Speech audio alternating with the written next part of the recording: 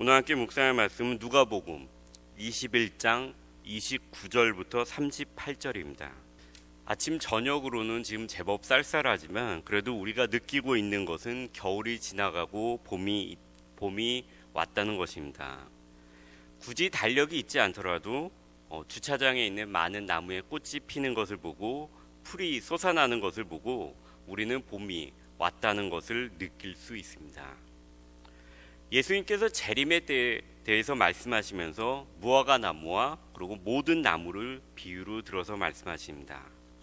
싹이 나면 너희가 보고 여름이 가까이 온 줄을 자연히 아나니 이와 같이 너희가 이런 일이 일어나는 것을 보거든 하나님의 나라가 가까이 온 줄을 알라. 이것은 억지로 아는 것이 아니고 자연적으로 알 수밖에 없습니다. 싹이 났다는 것은 우리 눈에 보이기 때문입니다. 무화과 나무와 그리고 다른 나무들을 통해 계절을 분별하는 것은 그리 어려운 일이 아닙니다. 이처럼 시대의 표적을 분별하는 것 역시 어려운 일이 아닙니다. 그러나 우리가 성경을 읽다 보면은 바리새인들과 사두개인들에게 예수님께서 이렇게 말씀하신 것을 볼 수 있습니다. 너희가 날씨는 분별할 줄 알면서 시대의 표적은 분별하지 못하느냐. 그들은 말씀을 잘 아는 정도가 아니라 학자였고 선생님이었습니다. 그러나 그들은 시대의 표적은 분별하지 못하였습니다.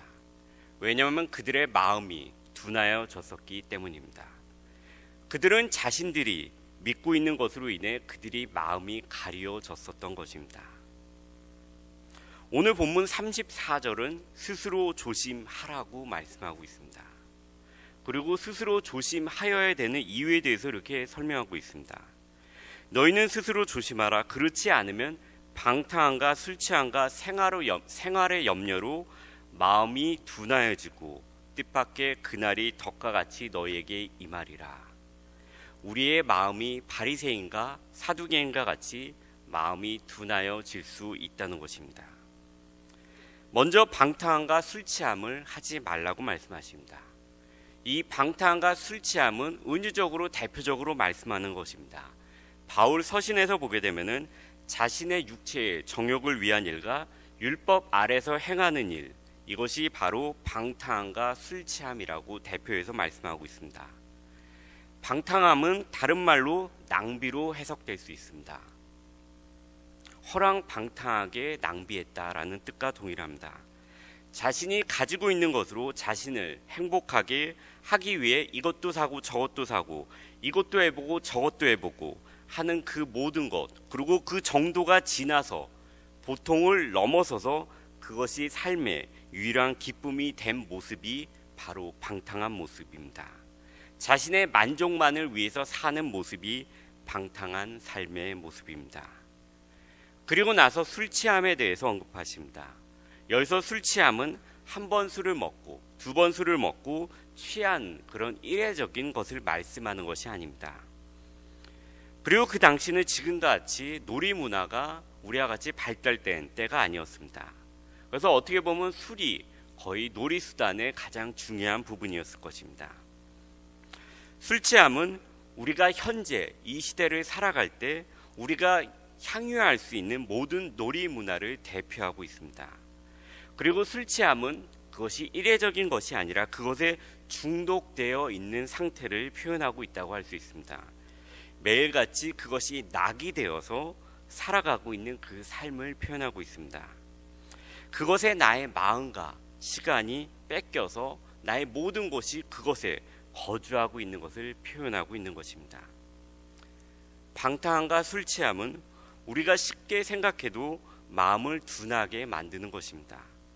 그런데 이것 말고도 우리의 마음을 둔하게 만드는 것이 있습니다. 어쩌면 이것이 우리의 삶에 좀 더 가까이 있을지 모릅니다.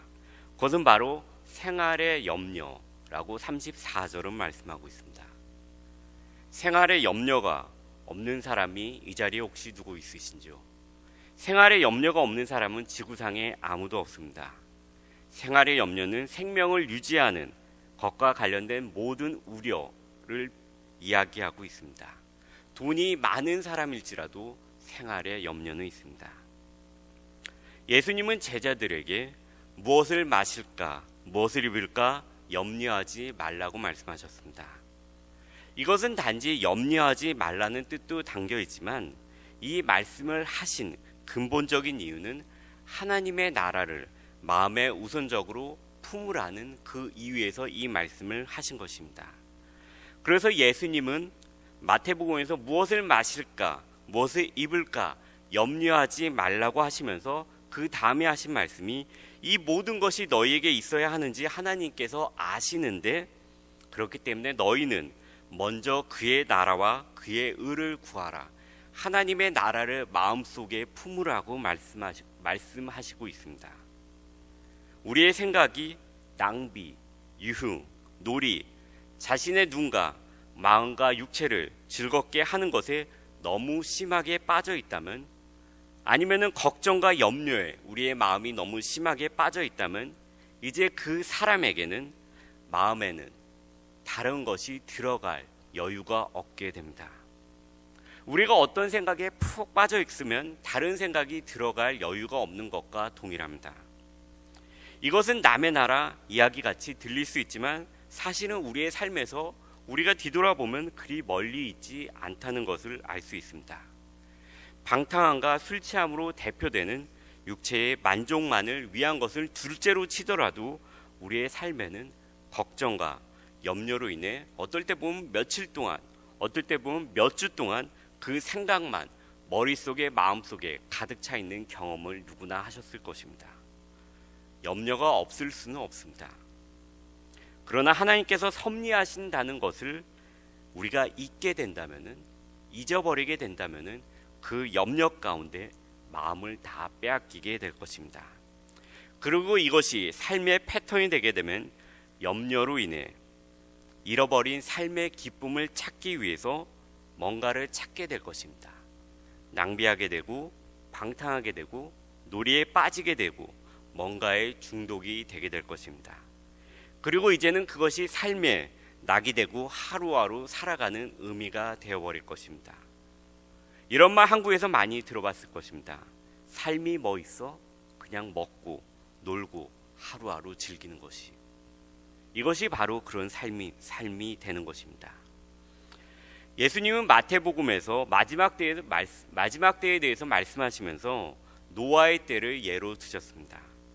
홍수가 나서 사람들을 다 멸하기까지 그들이 깨닫지 못하였다고 말씀하시고 있습니다. 이것이 바로 현실입니다.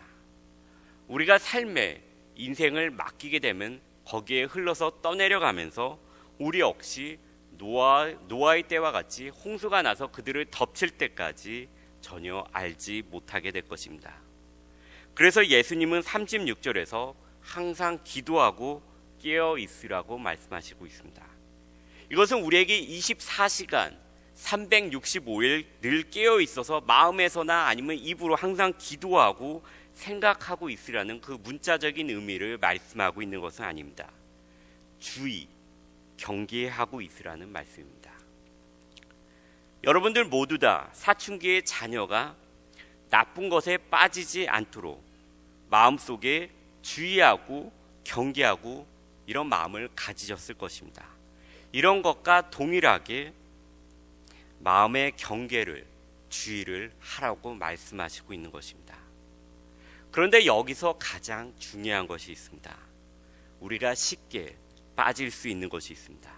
한국에서도 그리고 미국에서도 사실 몇 년 전에도 있었던 것입니다. 그것은 바로 믿는 자들은 말세의 징조보다 마지막 때에 나타나실 구원자에 더 초점이 맞추어져야 한다는 것입니다. 많은 믿는 사람들이 구원자보다는 말세의 징조에 관심을 기울이고 마음을 빼앗겨서 종말론을 따라갔습니다. 우리는 징조에 대해서 경계하고 주의를 기울여야 하지만 거기에 마음이 빼앗겨서는 안 됩니다. 왜냐하면 이런 모든 것들은 다시 오실 구원자를 위한 조연이고 엑스트라에 불과하기 때문입니다. 우리는 드라마를 볼 때 주연에 집중하는 것과 같이 주연이신 예수님에 집중하여야 된다는 것입니다. 그렇기 때문에 오늘 본문은 이것을 이렇게 말씀하고 있습니다. 무화과 나무의 비유를 말씀하시지만 예수님은 마지막에 이렇게 말씀하십니다. 천지는 없어지겠으나 내 말은 없어지지 아니하리라. 천지가 없어진다면 하늘이 어두워지는 것 같은 징조는 모두 다 없어질 것입니다. 나라와 나라가 대적하는 것 역시 천지가 없어지면 아무것도 없이 없어질 것입니다. 그런데 예수님의 말씀은 없어지지 않을 것이라고 말씀하십니다. 이것은 바로 예수님의 모든 말씀이 성취될 것이라는 말씀입니다. 그리고 동시에 예수님이 바로 주연이라는 것을 우리에게 가르쳐주고 있습니다. 방탕함과 술 취함과 염려를 하지 말고 기도와 깨어 있어야 하는 이유는 또한 인자 앞에 서기 위함이라고 36절에서 분명하게 말씀하고 있습니다. 즉 인자, 예수님이 주인공이라는 것입니다.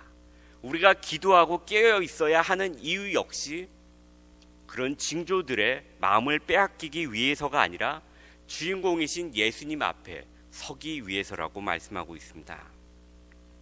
그리고 우리가 매일같이 읽는 성경 역시 예수님을 주인공으로 해서 예수님이 우리를 위해서 오셨다, 그리고 예수님이 다시 오실 것이다라는 것에 초점을 맞추어서 성경은 말씀하고 있습니다.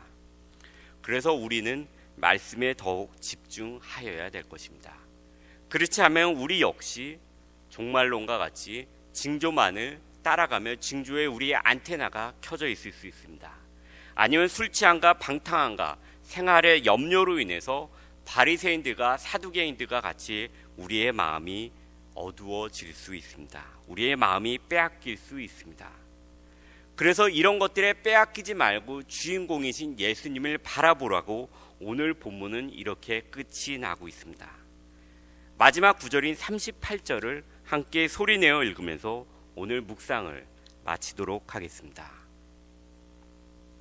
38절을 함께 읽도록 하겠습니다. 모든 백성이 그 말씀을 들으려고 이른 아침에 성전에 나아갔더라. 아멘.